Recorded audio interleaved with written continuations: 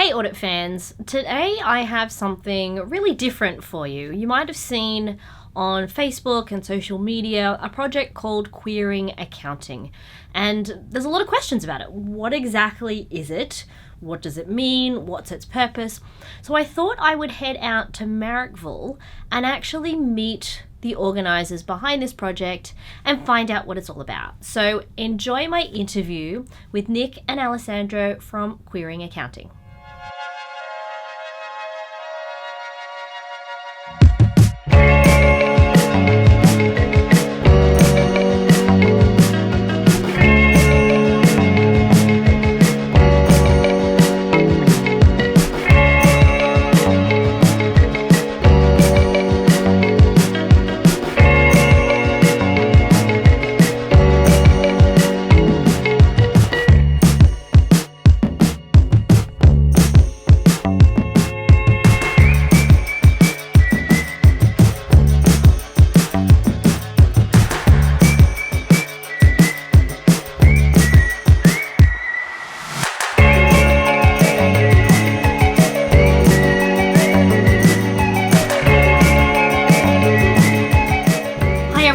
Dr. Amanda White here, and I'm here with the team from Queering Accounting to talk about what that means and what the future of the profession is. So I'll first get Alessandro and Nick to introduce themselves. So Nick, who are you?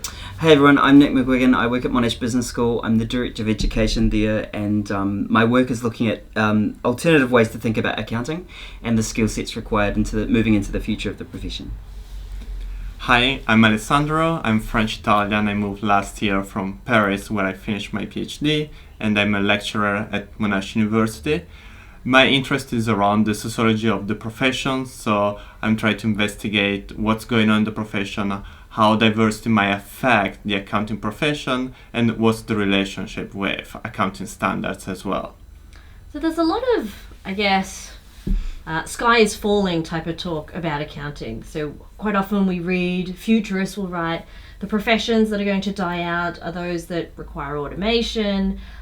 Accounting is often on that list. Mm-hmm. That blockchain and lots of other technology is going to make accounting obsolete. So why is diversity in accounting really important? So I think a lot of that is true, that aspects of accounting is going to change dramatically as industries do over time.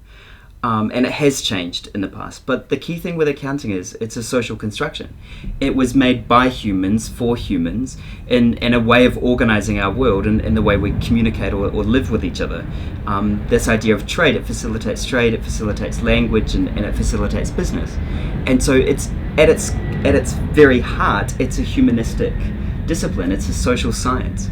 And so of course it comes back to the human aspects of accounting, which ultimately is built on trust. Accounting is about trust and the human connection. And so the technology part of accounting, the way it operates, this probably will be quite automated and will change dramatically. But what is really valuable, and diversity comes into this, is what are the creative, innovative, leadership, humanistic skill sets that require that form of communication of accounts. That's really interesting, because when we talk to employers, and there's been lots of research on this about what are we looking for in accounting graduates, mm-hmm. and that's often technical skill, but also those interpersonal skills of communication, mm-hmm. critical thinking.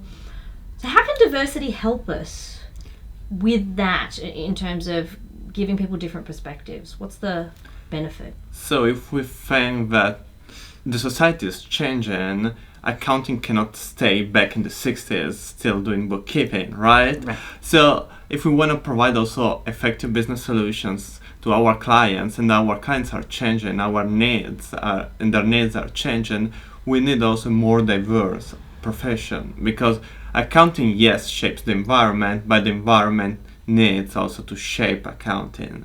And in this perspective, diversity can first help to better interpret the society from an accounting perspective, and second, we need to move forward in the accounting profession. So cannot stay a white male heterosexual in a white shirt kind of profession. Right. And actually, I mean, it's funny because you were talking about communication and those kind of skills, and I would also argue those skills are even higher in terms of the world is really complex. So yes, we need people who can communicate, but we also need people who have a design mindset and this ability to think in an integrated way, and who can make sense of information, large-scale information. And that idea of sense making requires an ability to put yourself in a perspective that's not your own. You're needing to transition into different viewpoints here. And so that's why diversity and inclusion is about, it's not just one viewpoint coming in, it's a lot of viewpoints. And it's actually about our ability to remove ourselves from our own situation and see it from the other perspective and from the other point of view. And so the more diverse, the more inclusive we are, and the more we educate in that way, the more likely we have a workforce for the future, built for the future. How do we actually define diversity? Like, what sort of areas? People might be thinking, well, diversity sounds like a great word. What exactly does that mean? Mm-hmm. I think diversity comes in different ways. So diversity of work for accountants, what kind of work we'll be doing. Diversity of people, the types of people that are coming into accounting. I mean, we've had quite a traditional viewpoint of accounting up until that point. The traditional bookkeeper, normally you have the pens in the pocket, the glasses, the very closed off glasses, very closed sit in the back off. room. Right. And not really that ability to communicate in an open way with other human beings. And, you know, a couple of weeks ago, I was down in Armidale and I was working with farmers, where farmers were that was therefore accountants became their form of communication. They were literally the therapist for the farmer, because it's such a dire situation down there at the moment that the accountant was the trusted human being. Coming back to that idea of accountants built on trust. It's all humanistic, and we have to have that ability that you can trust us, and that takes communication. And hopefully that'll help companies better serve their customers. Certainly the Banking Royal Commission showed us that, and I know that we do have goals for diversity within the financial industry, and the Financial Accountants Association had a panel recently at their last conference on diversity within the workplace. But we sometimes wonder, would we have made, or would those banks have made the same decisions about profits and certain services that they would charge to people who perhaps weren't alive if we had a more diverse workplace? Right. And also diversity of mindset. It's not just about the diversity of the people, but it's about diverse perspectives, diverse opinions, diverse views. And not being afraid to speak up. Absolutely. And the critical thinking as well. And at the same time, what we want is not... So there are some pushes towards more inclusive, like having a zoo, like a safe zone for LGBT or other minority groups. No, actually, as Nick was saying, we need more critical thinking and integrated thinking. So it's not someone that will tolerate. So we're not talking about tolerance or inclusivity, but it's really accepting and then starting having a conversation. So everyone has the right to talk. And we've recently written a paper on queering accounting, and what we're arguing in that paper is that it's about connection and opening up, and it's about the firms actually having to come out to staff as we would come out as LGBTQI identifying accountants. And you can't get some type of diversity and inclusion until you're ready to meet in a meaningful communication between both parties. And I guess that brings us to queering accounting, and we can see that on Nick's shirt right here. Lovely shirt. But what exactly does queering mean? So queering's really interesting, and it got kind of co-opted by the LGBTQI community in the 60s and 70s with our political ruts and things. But queering essentially, simply, if you look back at the history of queering, the word queering is the exact opposite of a norm.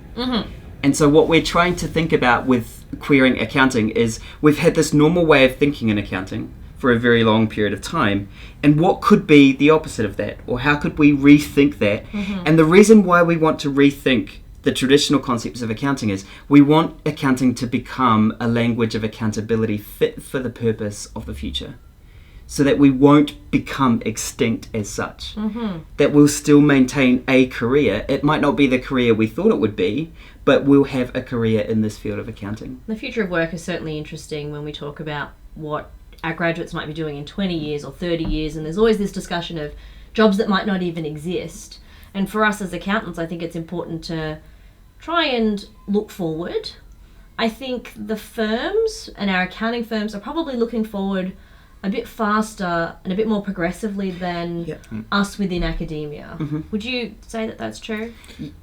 they try to do. So I have a critical approach to that, in the sense that yes, I'm trying to establish a policy for LGBT or a policy for Aboriginal people, but then first we have still a lot of work to do in this direction.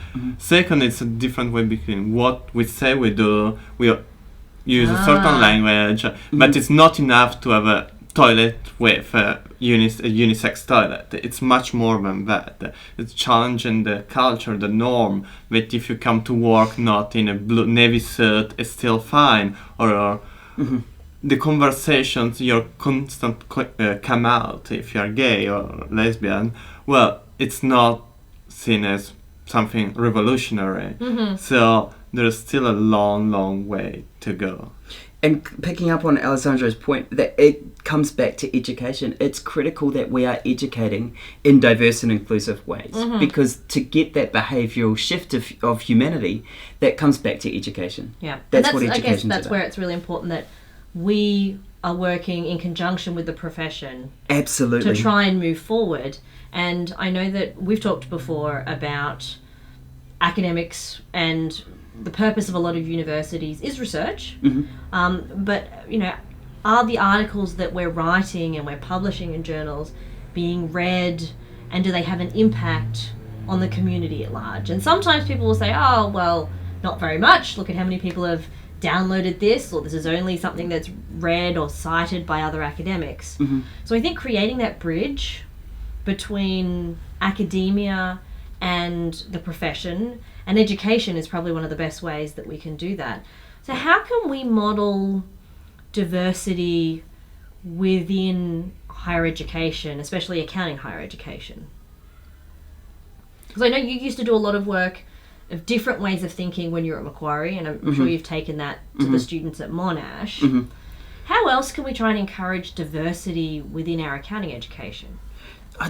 To be honest, I think in terms of accounting, we're so stuck in a rigid way of, this is financial accounting, this is management accounting, auditing is here and it's done in the very last year of our program. Yeah, we're sort of always separate. Right, it's always separate. And then information systems is a standalone stream by itself. And in some ways it's completely artificial the way we educate, because that's not the reality. Artificial intelligence or information systems is the key to everything the real world of accounting is about information systems.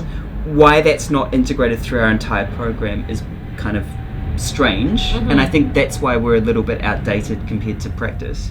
But diversity and inclusion, trying to integrate our programs together across, not in silos, but then also to create a transdisciplinary approach. And I think a lot of my work at Macquarie and a lot of it now at Monash is trying to bring other departments into accounting. For example, we work a lot with designers, we work a lot with artists, and we try to disrupt that thinking of academics and also students, and try and break down those siloed areas and create some connection between them. And we find arts and creativity works really well with that. That's really interesting. And picking up on your point on research, the issue is also that as academics we tend to stay in our ivory tower. So we are here talking about heteronormativity, queer theory, and then you have on the other side people saying, well, you have a husband, you go to hell, or actually the accounting profession is a neutral environment. But actually these two communities need to talk. And so to do this we need to go out as well. So we need, as academics, to start talking to society, and society coming back to us, and so engage in this process. So it's a co-creation process. Very much a co-creation process. This is not something of us pushing ourselves and what we think out into the world. It's that collaborative approach, I think. And a big part of what we're trying to do here in Sydney at the Front Yard Projects is to literally create that space where the public can come into. So we've created this front shop window, if you like, and it's completely transparent for our Queering Accounting project. And people can come off the street and they can be part of that project, and they can be part of the research, and they can contribute small aspects but larger aspects. Next week we're going to be writing a queering manifesto, and it's completely open to the public. We've got Jane Gleeson-White coming, who's a really famous co-author about history books and accounting, and she will help us write a queering accounting manifesto. Wow. So it's kind of that idea of co-creating across rather than focusing solely on the academics and the universities. That's really interesting. I think that co-creation is definitely, when we talk about transdisciplinary work, that's definitely something that we talk about a lot at UTS. One of the other things I was thinking when it comes to diversity, and there's diversity in lots of different ways. I know that when I started in accounting, there weren't many female partners. There weren't many Asians. Or Asians were only thought to be able to progress to a certain level because we didn't have management charisma type of thing. And then when I came to academia, I was one of, again, very few women, again, very few Asian women. And I think it's important for students to be able to see people like them. And I guess this is part of the representation matters type of movement, where if we want students to feel like they can be themselves, then we have to model the behavior. Then we have to model that behavior and have diversity in our teaching staff and who stands up in the classroom and how you build case studies. Even something as simple as I was once looking at some role plays, and in all the role plays, the man was the boss. Okay. And every other time, the person, the subordinate was the female. I'm like, well, hang on a second, let's mix this up a little bit. It's in the marketing materials that we put together for our university. I think at one point, at my university, we were looking at a faculty brochure, and I said, do you realize that we have all white people in the brochure? That doesn't reflect the diversity of the population that we have here at university. And that representation of students being able to see someone like them, whether it's their ethnic background or how they identify with their gender. And I'm not necessarily saying that if you're a LGBTIQ academic, you need to wear a pin or wave a flag or say something. But I would hope that those people feel like they could be themselves. That they could talk about having, a same-sex partner or weaving themselves into their subject, and that would be okay. Picking up on this, we ran an event recently in Melbourne with CPA Australia with a lot of accountants, and one accountant said he practiced for accounting for almost 20 years and said, wow, tonight was great. Because so far I never met another LGBTQI in the accounting profession, which is surprising.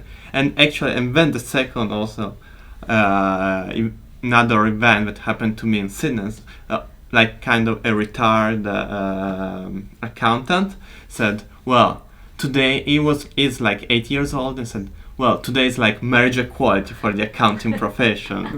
Running this kind of events, and I would never expect that the accounting profession would do this. So we are moving forward, but still we need also to come out. And I think it's true that we don't need to wear pink, but as long as still is something that we don't talk, well, everyone will not feel legitimized to talk about it. So it's true that maybe at first we need to step a bit forward and make ourselves sometimes more in the spotlight. It's interesting what people assume as the norm as well. And I was telling the guys about a story that I had a few years ago. I shaved my head for charity, and so I had quite a short haircut for quite a while, and at that point I had joined my university's ally program to support LGBTIQ students and staff, and everyone who was there was just under the assumption that I must have been part of the community, that I wasn't hetero but still supportive of diversity and those students. And it was quite interesting, the reverse. So here I was as a hetero woman, and I'm married and I have children, and I would go to events and people would just automatically assume I was gay. And then when I said I had a husband, everybody did a double take. And it was quite interesting. And obviously that's not the same as feeling like sometimes you might be alone, that there's no one like you, you can't identify, you can't be yourself. And I think that more that we can push that within class examples and within how we teach our students and how we show them who we are, I think that's really important. I mean, it makes a really nice illustrative point about we make the assumption that a workplace or a context, a social context, is asexual or neutral. There is no such thing. all situations cannot ever be neutral. There's always some bias or there's always some social construction.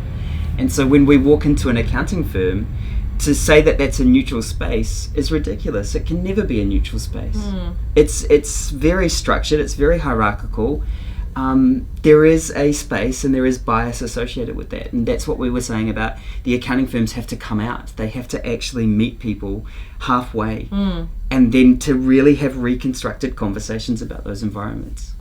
Interesting. So how can people get involved? You talked about coming here, so we're at the front yard in Marrickville. Here in Sydney. But only for a limited time. Correct. So how can people get involved if they want to find out more and they want to, and I would say like get involved like citizen scientists, where I guess citizen scientist isn't the best word. There's probably a better word to get involved, but how can people do that? So we've got a website, www.queeringaccounting.com, and so that's got some spaces about the events we're running, and we're trying to do that in local areas throughout Australia.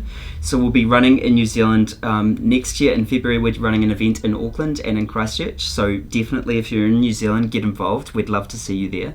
We'll also be then taking it to Kuala Lumpur, Hong Kong and London. Wow. So we're going international with Queering Accounting, and we've been working with CPA on some events as well, and we're looking to construct a Pride in Accounting space so that it will be a national space, and then we're hoping to make that global so that there's an ally network right across for accountants. And that way people can get advice as well. Exactly. Because sometimes you might not feel like you could go to somebody that you can't identify with to ask for advice about perhaps how you're being treated in the workplace or how to deal with a situation. So the events we've been running mentoring I think is going to be absolutely. I mean the events we've been running through with CPA Australia throughout the Australian main centres, what they've ended up doing is creating a comfortable space for LGBTQI accountants, and that's the biggest feedback we've had is have created a space for us in which to engage, and now we can network and now we can get to know each other. And then they can take that and run with it to create their own Absolutely.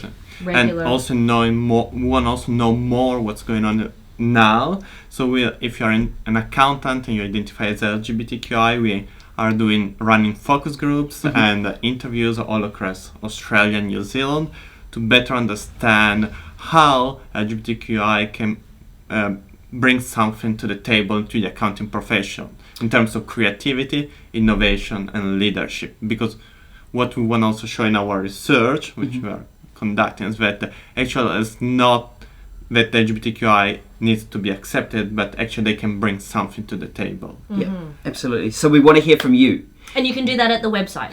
And on Instagram as well. We're on Instagram. We've got an Instagram account It's too. amazing and fabulous. So right. It's Queering Accounting. Look for us. Yeah. Excellent. Well, I want to thank Nick and Alessandro for taking some time out today to have a chat to me. There's some great events coming up, and we thank CPA Australia for their support. Absolutely. And we will see everybody next time. Thank you so much. Thank you.